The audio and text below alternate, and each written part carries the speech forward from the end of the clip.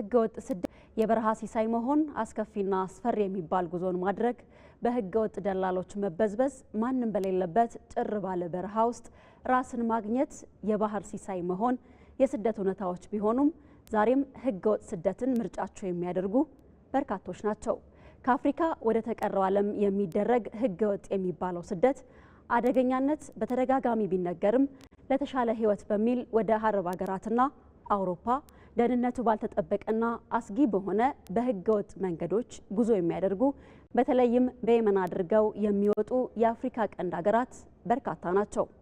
ኢትዮጵያ ከዚህ ውስጥ አንዷ ነች። ከኢትዮጵያ የተለያዩ አካባቢዎች በመነሳት ኑሮን ለማሻሻል በሚል ከፍተኛ ቁጥር ያላቸው ዜጎች በባህር በመጓዝ እድል የቀናቸው ያሰቡበት ሀገር ሲደርሱ ቁጥራቸው ቀላል የማይባሉ ዜጎች ደግሞ በውቅያኖስና ባህር ላይ ህይወታቸውን እያጡ ይገኛሉ። ምን ይሰራ? ችግሩን ለመቅረፍ ለምን አልተቻለም? ከማን ነው ችግሩ? ዛሬ በዶት ስትሪም እንነጋገርበታለን፣ ሀሳብ እናነሳለን። ዶት ስትሪም የተለያዩ ሀሳቦች የሚነሱበት ውይይትና ክርክር የሚደረግበት ነው። ውይይቱን ነጻነት ፍቅሩ እመራለሁ። አብራችሁን ቆዩ። እንግዶቻችን ስለመጣችሁ አመሰግናለሁ። ዛሬ በዶት ስትሪም እንግዲህ የተለያዩ ሀሳቦችን እናነሳለን። በዶት ስትሪም ለመነጋገር የመረጥነው ጉዳይ ህገወጥ ስደትን ይሆናል።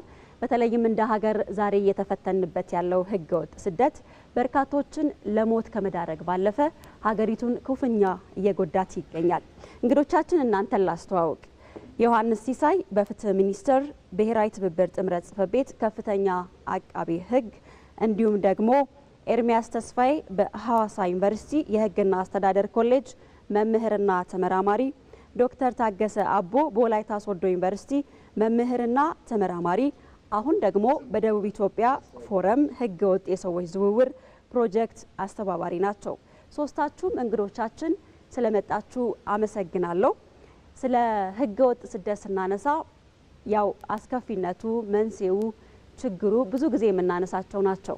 ዛሬ ግን ሶስታችሁም እንድታነሱ የፈለጉት በተለይም አሁን ላይ የህገወጥ መንገድን ተጠቅመው ወደ ተለያዩ ሀገሮች የሚጓዙ ሰዎች ቁጥር ቀላል አይደለምና የህገወጥ አስከፊነትንም የተረዱት አይመስለኝም። ስለዚህ ህገወጥ ስደት አስከፊነትን እንዴት ትገልጻላችሁ የሚለውን ተመሳሳይ ጥያቄ ለሶስታችሁ ማነሳለሁ።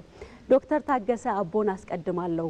ወደ ወላይታ የኢቢሲ ስቱዲዮ አቀናና ዶክተር ወደ እርሶ ልምጣ። እንደው የህገወጥ ስደት አስከፊነትን እንዴት ያዩታል?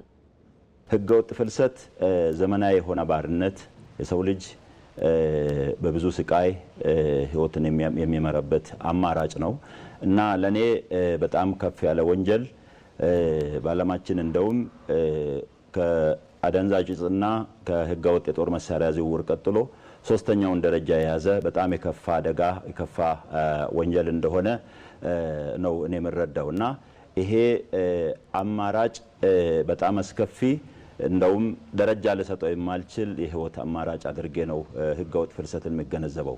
ኤርሚያስ ወደ እርሶ ልምጣና በተለይም ቀደም ሲልም አንስቻለሁና ህገወጥ ስደት አስከፊነቱ ቀላል የሚባል አይደለም። እርሶ እንዴት ይገልጹታል? ህገወጥ ስደት አማራጭ ተብሎ እንደ አማራጭ በአማራጭነት የሚያዝ አይደለም። የመጨረሻ የህይወት አማራጭ ተደርጎ ነው የሚወሰደው። ህገወጥ የሰዎች ስደት ወይም ደግሞ ከአንድ ድንበር ወደ ሌላ ሀገር በሚሻገሩበት ጊዜ በቃላት ለመግለጽ በአእምሮ ለማሰብ የሚከብዱ እጅግ በጣም አስከፊ የሆኑ የህይወት ውጣ ውረዶችን ያሳልፋሉ። አካላዊ አእምሮአዊ ጨምሮ ማለት ነው። ጭው ባለ በረሃ የአውሬ ሲሳይ ከመሆን በባህር ላይ ደግሞ በቅርብ እንኳን እንዳየነውም እንደሰማነውም ከ200 በላይ ስደተኞች የሰጠሙበት የቅርብ ጊዜ ትውስታ ነው። የባህል ግጭት ይኖራል። የለመዱበት ያደጉበትና በየሀገራቱ እያቋረጡ በሚያልፉበት ሀገራት የተለያየ ባህልና ቋንቋ ፌስ እንደማረጋቸው ለባህል ክራይሲስ፣ የቋንቋ ክራይሲስ እና የተለያዩ ኤሌመንቶች ክራይሲሶች የመጋለጥ ሁኔታዎች አንዱ ናቸው። ከዛም ባሻገር ወደሚፈልጉበት ሀገር ከደረሱ በኋላ እንኳን በህገወጥ እንደ ስሙ በህገወጥ መንገድ እንደመሄዳቸው መጠን ሰብአዊም ሆነ ዲሞክራሲያዊ መብቴን ብሎ መብታቸውን ያለ መጠየቅ ከዛም ባሻገር ከደረሱ በኋላ እንኳን እሰይ ዜ ደረስኩ ብሎ እንዳያርፉ ዲፖርት የመደረግ ወደ መጡበት ሀገር የሚመልሱ ሀገራት አሉና እነዚህን ሁሉ በአብሬ ከመበላት የባህር ስሳይ ከመሆን ለባህር እና መሰል ጉዳዮች ህይወትን አሳልፈው እስከ መስጠት የሚደርስ እጅግ አስከፊ የሆነ ለአማራጭነት የማይቀርብ አንድ የህይወት አማራጭ ተደርጎ በብዙሃኑ አሁን ካለው ነባራዊ ሁኔታ አንጻር እየተመረጠ ያለና እያየነው ያለነው የህይወት ገጽ ነው ብዬ ነው ባጭሩ የሚገልጸው። ወደ አቶ ዮሐንስ ልምጣና እርሶስ እንዴት ይገልጹታል? መደበኛ ያልሆነ ፍልሰት ስንል ሰዎች የመነሻ የመተላለፊያና የመድረሻ ሀገራትን የመውጫና የመግቢያ ስርዓት ወይም ደግሞ የኢሚግሬሽን ስርዓትን ባልተከተለ መንገድ ህግን በመተላለፍ ወይ ደግሞ ህግ ያስቀመጠውን ስርዓት ሳይከተሉ የሚያደርጉት እንቅስቃሴን የሚገልጽ ጽንሰ ሀሳብ ነው። መደበኛ ባልሆነ መንገድ ከሀገር ሲወጡ ሌላ ሀገር ሲገቡ ያው ህግን ተላልፈው ነው የሚገቡት። በዚህ ምክንያት የተለያዩ ገፊና አሳቢ ምክንያቶች ይኖራሉ። ለተለያዩ የሰብአዊ መብት ጥሰቶች ነው የሚደረጉት። በመጀመሪያ ህግን ተላልፈው ነው ከሀገር የሚወጡት ወደ ሌላ ሀገር የሚገቡት።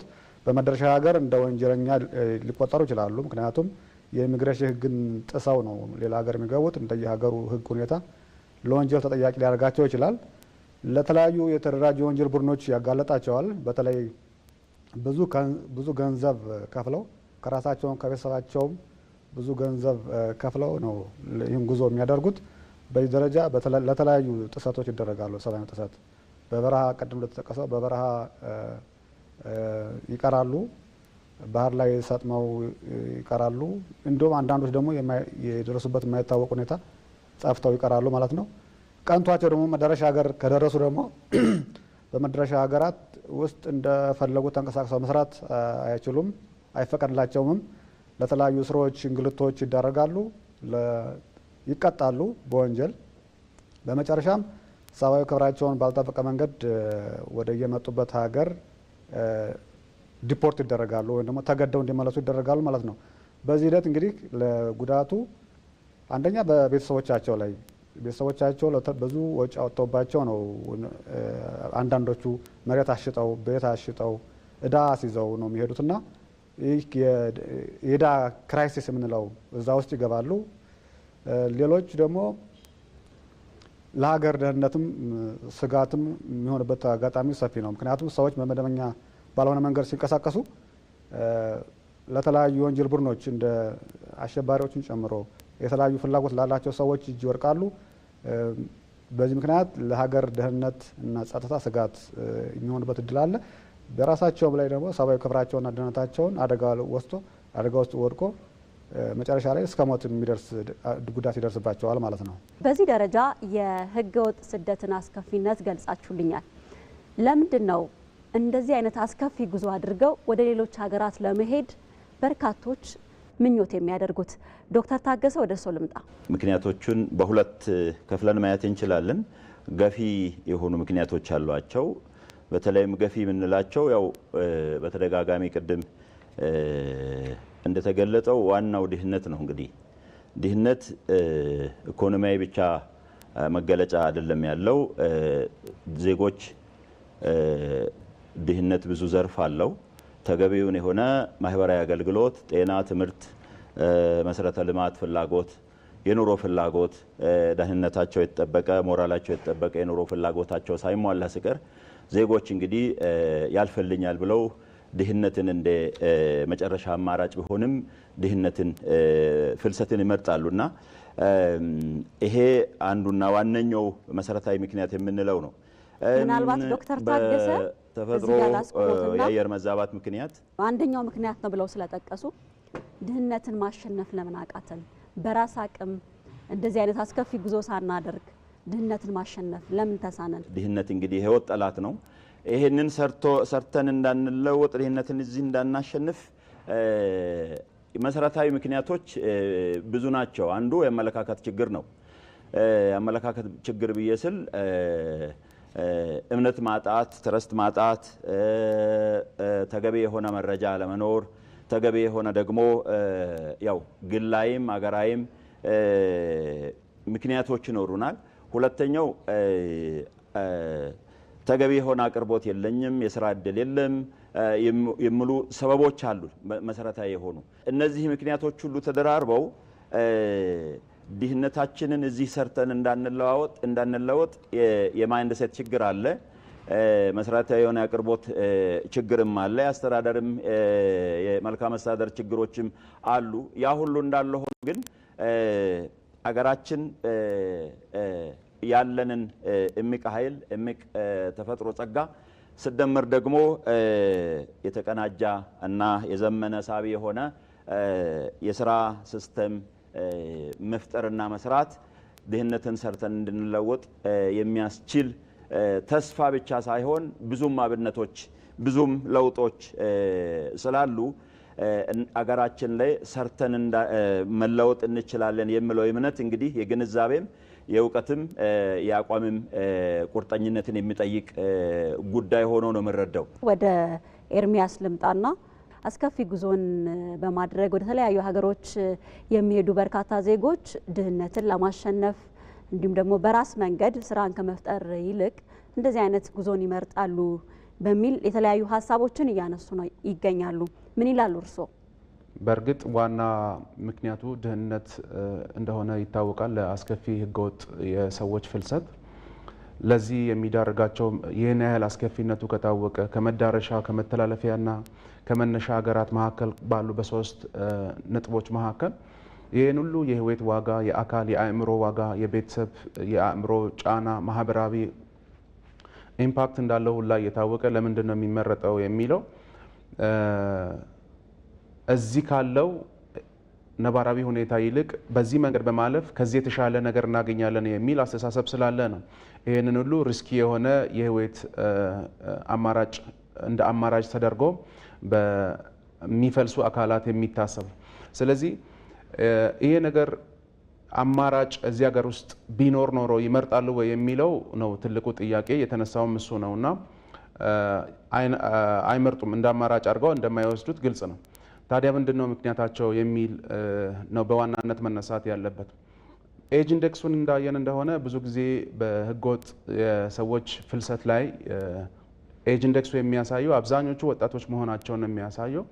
ከቅርብ ጊዜ ወዲህ ደግሞ በምናይበት ጊዜ ከዩኒቨርሲቲ ከኮሌጅ ከተለያዩ የመንግስትና የግል የከፍተኛ የትምህርት ተቋማት የተመረቁ አጫጭር ትሬኒንግ የወሰዱና መሰል የፕሮፌሽን ላይሰንስ ያላቸው ህገወጥ ስደተኞች እንደሚኖሩ እያየን ነው።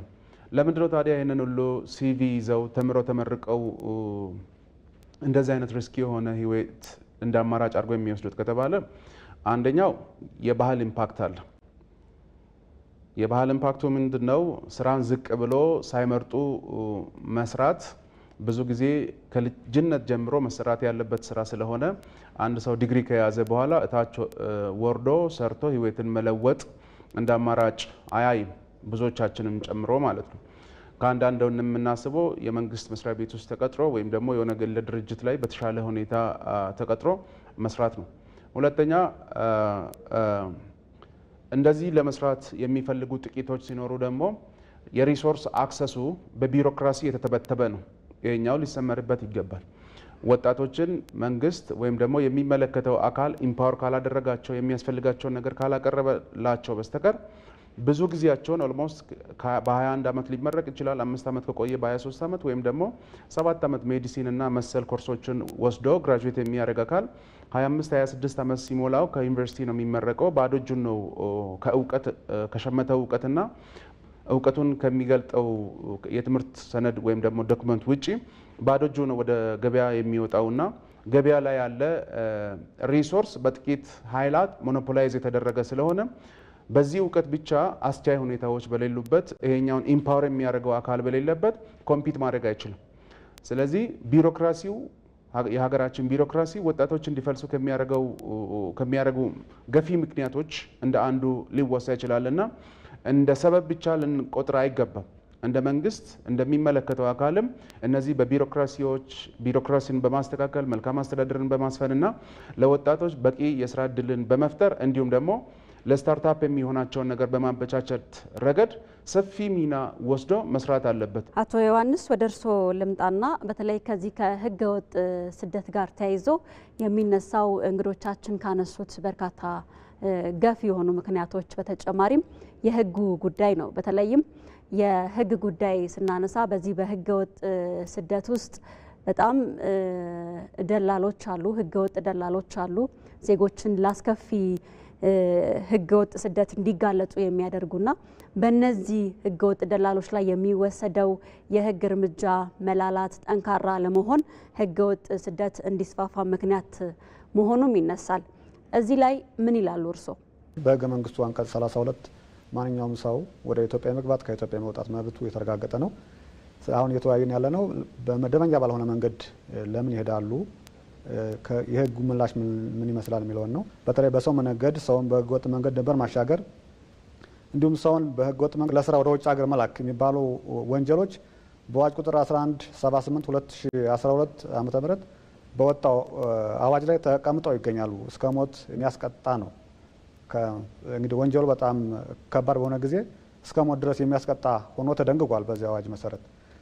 ስለዚህ ሶስቱም ወንጀሎች መሰረት በማድረግ አንደኛ ከመከላከል አንጻር ምን መስራት አለበት የሚለውን ማየት ይገባናል።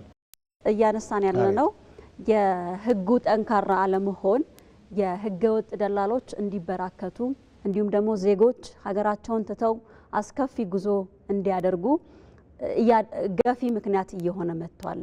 የህጉ መላላት አሁንም ድረስ በርካታ ዜጎች ሀገራቸውን ጥለው እያደረገ ይገኛልና እርስዎ እዚህ ላይ ምን ይላሉ ነው? ምክንያቱም የህጉ መላላት በራሱ አንዱ ምክንያት ስለሆነ ይህንን ሀሳብ እንዲያነሱልን ነው። በህግ ደረጃ ጠንካራ ህግ ወጥቷል። እስከ ሞት ያስቀጣል። ወንጀሎቹ እስከ ሞት ድረስ የሚያስቀጡ ናቸው ብለናል። ጠንካራ የሆነ ህጉ የሚፈቅደውን እርምጃ አለመውሰድ በራሱ ክፍተት እየፈጠረ አይደለም ወይ? ይሄንን ህግ ተፈጻሚ ማድረግ ያልተቻለው ለምንድን ነው? ከአፈጻጸም አንጻር አሁን ከወንጀል ተጠያቂነት አንጻር ስናይ እስከ እድሜ ልክ ድረስ ውሳኔዎች ተሰጥተዋል። እስከ እድሜ ልክ ስርዓት እንግዲህ ምን ያህል ነው በምን ያህል ደረጃ ለችግሩ ምላሽ ይሰጣ የሚለው ሌላ ጥያቄ ሆኖ ነገር ግን በተግባር እስከ እድሜ ልክ ስርዓት ድረስ የተወሰኑ ውሳኔዎች አሉ። ይህ ሰፊ አስተማሪ ይሆናል ብዬ አስባለሁ። ነገር ግን በሚፈለገው ደረጃ ሁሉንም አጥፊዎች ምርመራ ተደርጎባቸው ለህግ ቀርበዋል የሚለው ሌላ ኢሹ ነው የሚሆነው። የህግ ምላሹ አንደኛ እነሱ ተባባሪ መሆን አለባቸው። ተጎጂዎች፣ ለዚህ ወንጀል የሚጋለጡ ዜጎች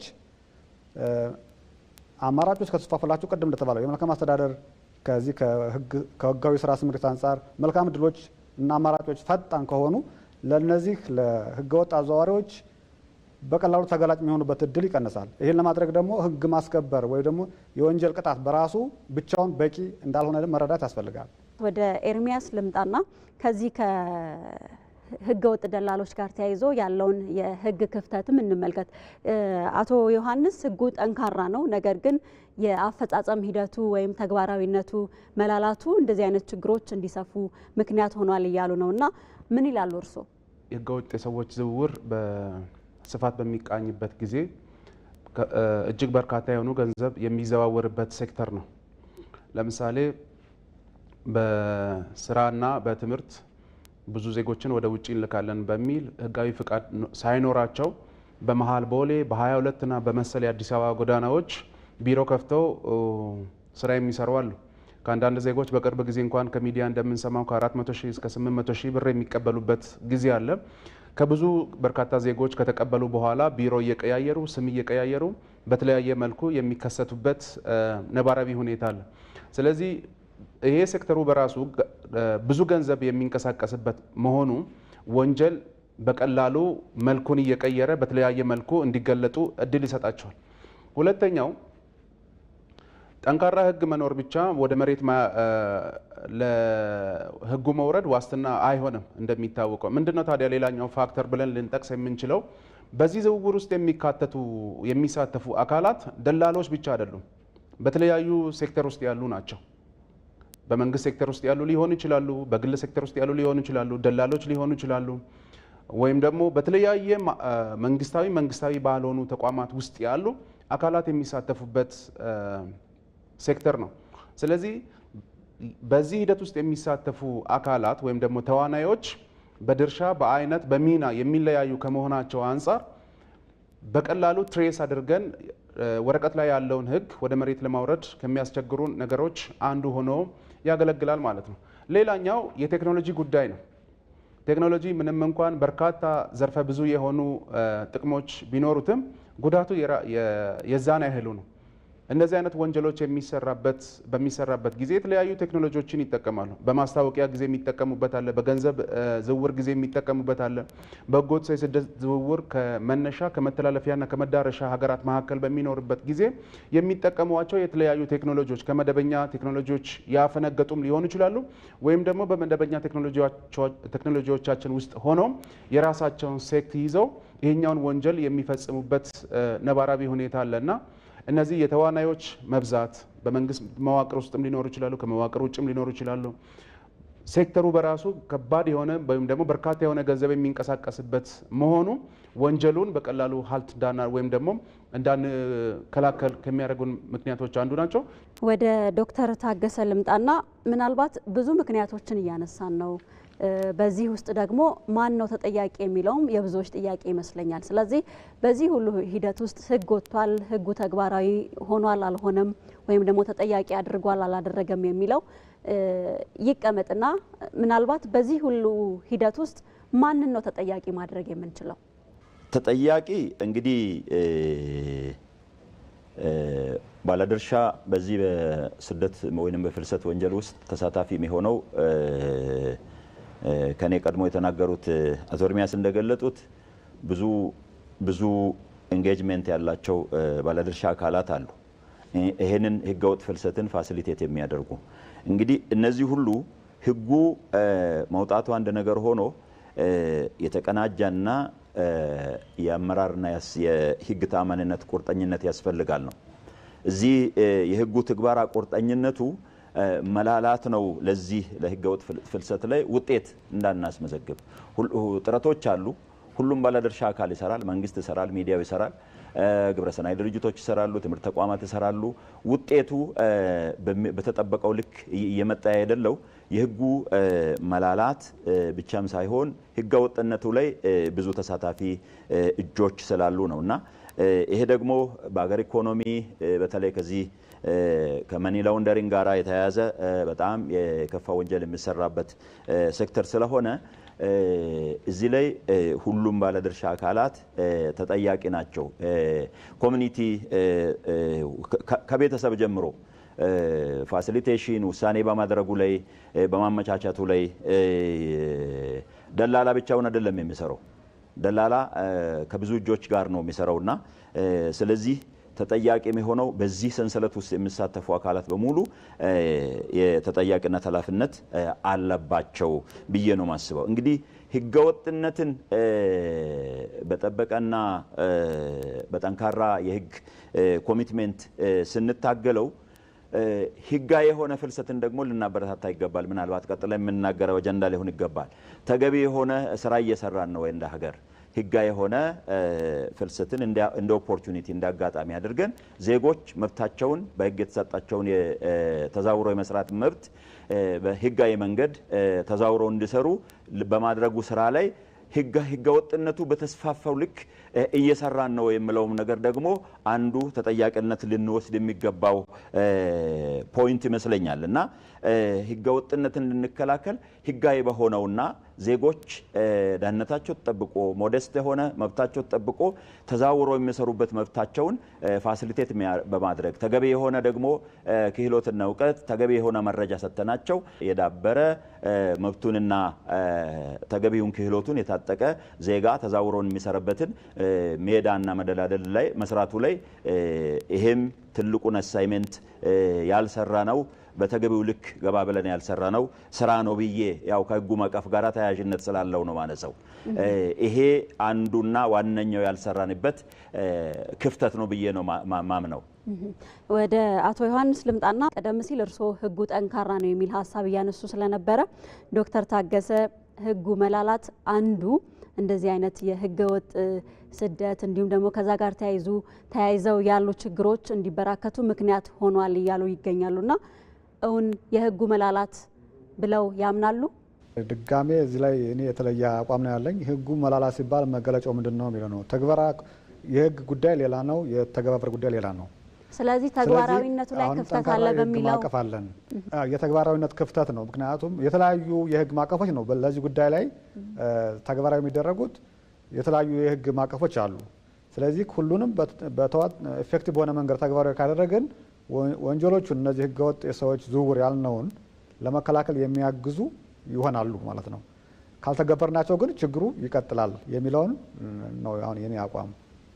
ስለዚህ ማንን ነው ተጠያቂ የምናደርገው? የህጉ መላላት ካልሆነ ተግባራዊነቱ ላይ ነው ክፍተቱ ያለው ካልን ማንን ነው ተጠያቂ ማድረግ ያለብን? ተጠያቂነት እንግዲህ በሁለት መንገድ እናያለን። አንደኛው የተከለከለውን ድርጊት የሚፈጽመው አካል ተጠያቂ ነው። ያ ማለት ነው እዚህ ሰዎችን በህጋዊ ባልሆነ መንገድ ወደ ውጭ የሚልኩ ለአደጋ የሚያጋለጡ ሰዎች አሉ። አንደኛ መሪ በመሆን ደረጃ ወንጀሉ የሚመሩ ሰዎች አሉ፣ የሚያደራጁ ሰዎች አሉ፣ በቀጥታ ወንጀሉን ደግሞ የሚፈጽሙ ሰዎች አሉ። ስለዚህ ከመሪ እስከ ተራ ተዋናይ ያሉት አካላት በሙሉ ተጠያቂ ናቸው በወንጀሉ ማለት ነው። ሌላው ደግሞ ግዴታ ደግሞ ኃላፊነት ያለበት አካል አለ። ይህን ወንጀል ለመከላከልና ለመቆጣጠር የመንግስት አካላት፣ ባለድርሻ አካላት፣ ማህበረሰቡ፣ መንግስት ያልሆኑ አካላት አሉ። ስለዚህ እንደየግዴታቸው መጠን ተጠያቂ ይሆናሉ። ለምሳሌ ኃላፊነትን ለመወጣት በኢትዮጵያ የሙስና አዋጅ ተጠያቂ ያደርጋል።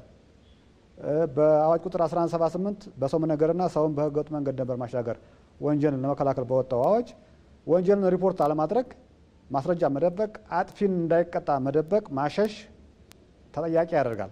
ስለዚህ እንደየ ተሳትፏቸው ማንኛውም አካል የመከላከል ግዴታ ያለበት አካል ተጠያቂ ይሆናል። ወንጀሉን በቀጥታ የሚፈጽም አካል ተጠያቂ ይሆናል። እንደ ሀገር ያለው የስራ እድል ከመፍጠር ረገድ እንዲሁም ደግሞ በስራና ክህሎት ሚኒስቴር አማካኝነት እየተሰሩ ያሉ ስራዎች በርካታ ናቸውና ከዚህ ጋር ተያይዞ ስራ ለመፈለግ ነው አብዛኛው ዜጋ ሀገር ትቶ የሚሄደውና እዚህ ጋር ያለውን ክፍተትስ እንዴት ያዩታል?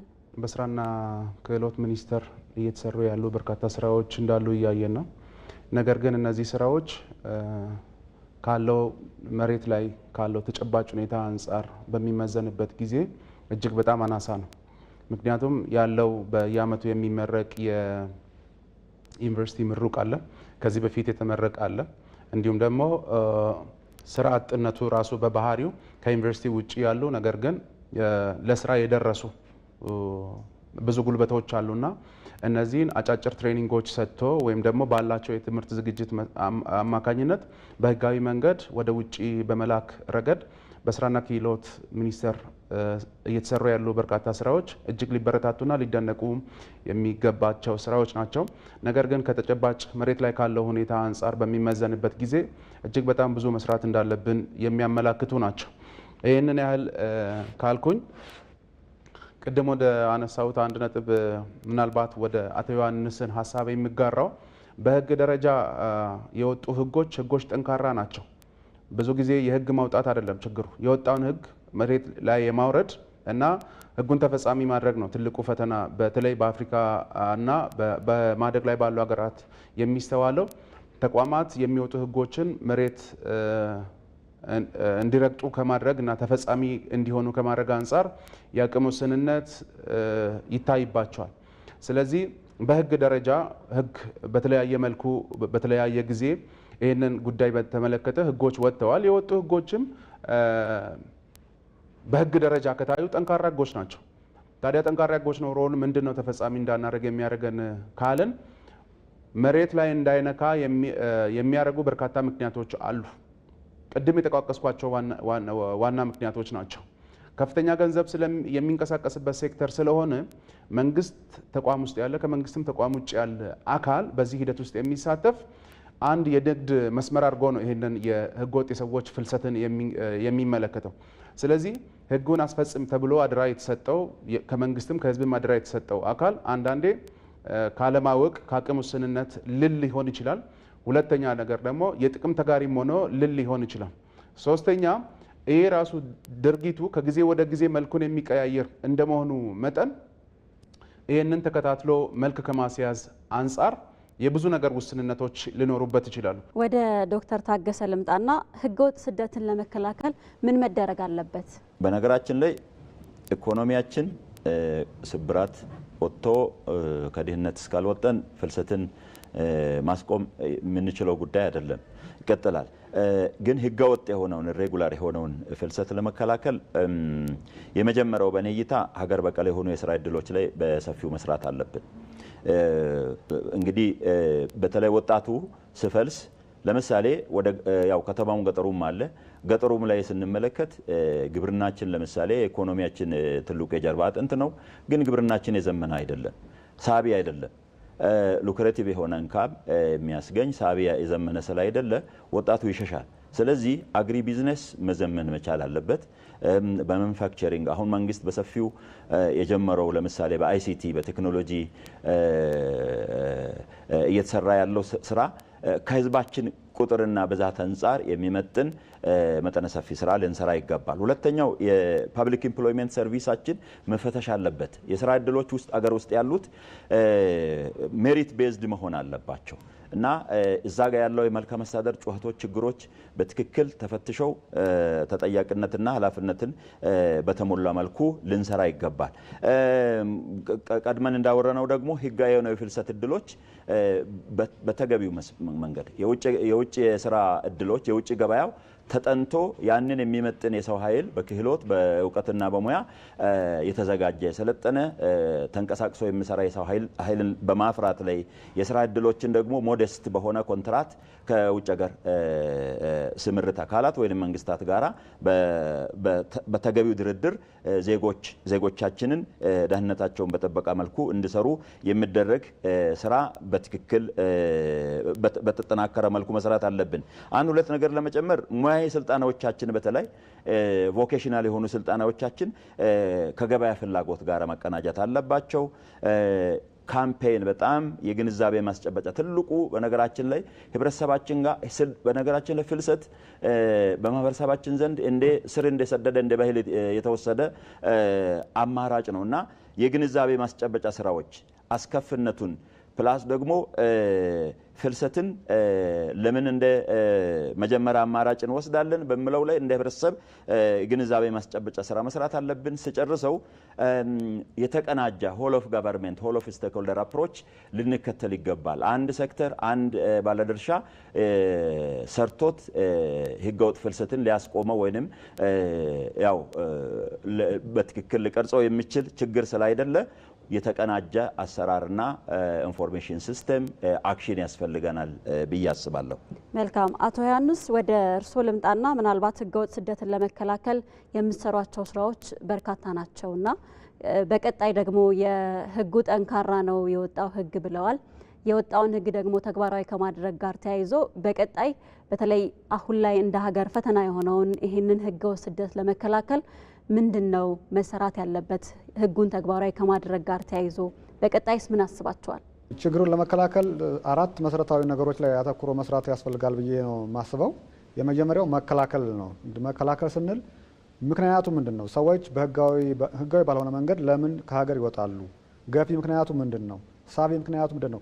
ሳቢ ምክንያቱን ሀገር ውስጥ ለምን መፍጠር አልተቻለም የሚለውን ቀደም ያሉ ተወያዮች እንደገለጹት ሳቢ ውጭ ሀገር ያለውን ሳቢ ምክንያት ሀገር ውስጥ መፍጠር ለምን አልተቻለም የሚለው ላይ አተኩሮ መስራት ያለበት ብዬ አምናለሁኝ። ሩት ኮዙ ምንድነው? ኢኮኖሚያዊ፣ ማህበራዊ፣ ፖለቲካዊ ምክንያቶች ገፊ ምክንያቶች ከዚህ ከግጭት ጋር ከሰላም ከመረጋጋት ጋር ያሉ ገፊ ምክንያቶችን እነሱ ላይ አተኩሮ መስራት ወንጀሉን ለመከላከል ችግሩን ለመከላከል ቁልፍ ነው ብዬ አምናለሁኝ። ሌላው ይሄ ደንበር አስተዳደር ላይም በትኩረት መስራት ያስፈልጋል። እንግዲህ ሀገራችን ሰፊ ነው። ሰዎች በተለያየ አቅጣጫ የጸጥታ አካላት በሌሉበት የኢሚግሬሽን አካላት በሌሉበት ይወጣው ይሄዳሉ። ስለዚህ ይህን ለመቅረፍ የተሻለ የተቀናጀ የደንበር አስተዳደር ስርዓት ወይ ደግሞ ቦርደር ማኔጅመንት ሲስተም መዘርጋት ያስፈልጋል ብዬ አምናለሁ። ሌላው የውጭ ሀገር ስራ ስምሪቱን ማዘመን እንደተባለው ያስፈልጋል። ሌላው ሁለተኛው አምድ ከዚህ ከህግ ማስከበር ጋር በተያያዘ ነው። አጥፊዎችን እንግዲህ ተራ ደላላ፣ ተራ ትራንስፖርተር ወይም ደግሞ ይሄ አሽከርካሪ መቅጣት ወንጀሉን በዘላቂነት ለመከላከል አያስችልም። አደራጆችን፣ ዋናዎቹን አደራጆች፣ መሪዎቹን እነሱን ምንድነው ሪንግ ሊደር የምንላቸውን እነሱን ተጠያቂ ማድረግ ያስፈልጋል። ሌላው ደግሞ ተጎጂዎች መጠበቅ ያስፈልጋል። ተጋላጭ አሉ፣ ተጎጂዎች አሉ። ለተጎጂዎች ኢፌክቲቭ የሆነ ወደ ውጤታማ የሆነ ጥበቃ ካላደረግን በዘላቂነት ካላቋቋምናቸው ተመልሰው ለዳግም ጥቃት ነው የሚዳረጉትና ለነሱም እንዲሁ አስፈላጊ የሆነውን ድጋፍ በዘላቂነት እንዲቋቋም ማድረግ ያስፈልጋል። እነዚህን ሶስቱን ጉዳዮች እውን ለማድረግ ደግሞ ቅንጅት ያስፈልጋል። በባለድርሻ አካላት መካከል፣ በማህበረሰቡ፣ በመንግስት አካላት፣ መንግስታዊ ባልሆኑ አካላት መካከል ጠንካራ ቅንጅት ያስፈልጋል ማለት ነው። ስለዚህ እነዚህን ካደረግን ወንጀሎቹን ለመከላከል ወይ ደግሞ ችግሩን ለመከላከል ያስችላል ብዬ አምናለሁ። አቶ ኤርሚያስ እዚህ ላይ የሚጨምሩት ሀሳብ ካለ? ስራ አጥነትን መቀነስ፣ ምርታማነትን መጨመርና ወጣቶች በተለያየ የስታርታፕ ቢዝነሶች ወይም ደግሞ በተለያዩ የሙያ መስኮች ላይ እንዲሳተፉ በማድረግ ወደ ስራ የሚገቡበትን ምቹ ሁኔታን መፍጠር ያስፈልጋል የሚል ሊሰመርበት ይገባል። ሁለተኛው አንዳንድ ጊዜ በተደጋጋሚ የሚገጥሙ ነገሮች አሉ። ጥሩ ኖቤል የሆነ አይዲያ ያላቸው ወጣቶች በመንግስት ቢሮክራሲ አማካኝነት የጨነገፈ ራዕይ ብዙ ጊዜ ይገጥመናል እንደዚህ አይነትና ቢሮክራሲን ማስተካከል ያስፈልጋል። አስቻይ የሆነ ወጣቶችን ወደፊት የሚያመጣ ስራ አጥነትን የሚቀንስ ቢሮክራሲ ሊኖረን ይገባል። ስለዚህ ቢሮክራሲ ላይ መንግስት በስፋት መስራት አለበት ብዬ አስባለሁ።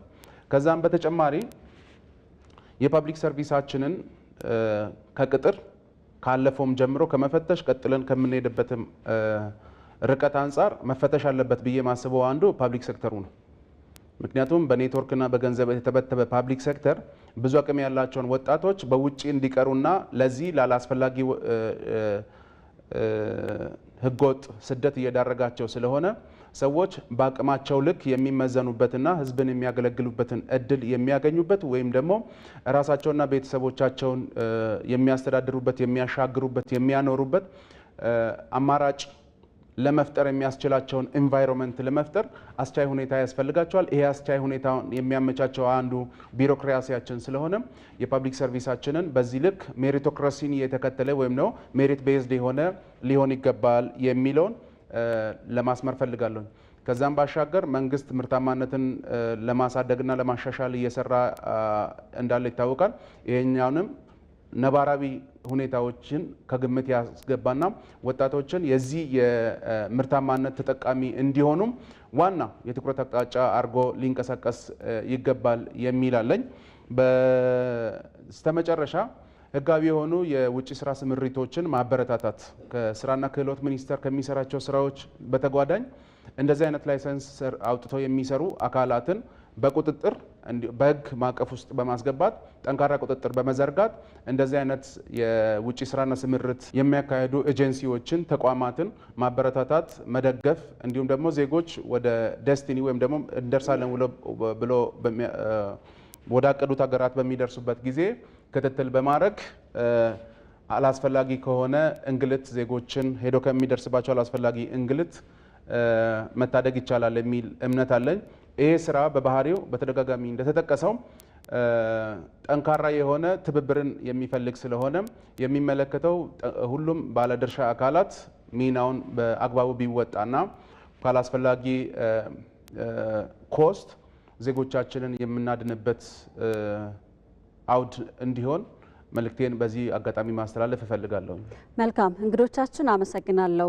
በፍትህ ሚኒስቴር ብሔራዊ ትብብር ጥምረት ጽሕፈት ቤት ከፍተኛ አቃቤ ሕግ ዮሐንስ ሲሳይ እንዲሁም ደግሞ ዶክተር ታገሰ አቦ በወላይታ ሶዶ ዩኒቨርሲቲ መምህርና ተመራማሪ አሁን ደግሞ በደቡብ ኢትዮጵያ ፎረም ህገወጥ የሰዎች ዝውውር ፕሮጀክት አስተባባሪ እንዲሁም ኤርሚያስ ተስፋዬ በሐዋሳ ዩኒቨርሲቲ የህግና አስተዳደር ኮሌጅ መምህርና ተመራማሪ ከኛ ጋር ጊዜያችሁን ሰጥታችሁን ቆይታ ስላደረጋችሁ እናመሰግናለን። ተመልካቾቻችን ለዛሬ በዶት ስትሪም ህገወጥ ስደትን አንስተን ሰፋ ያሉ ሀሳቦችን አንስተናል።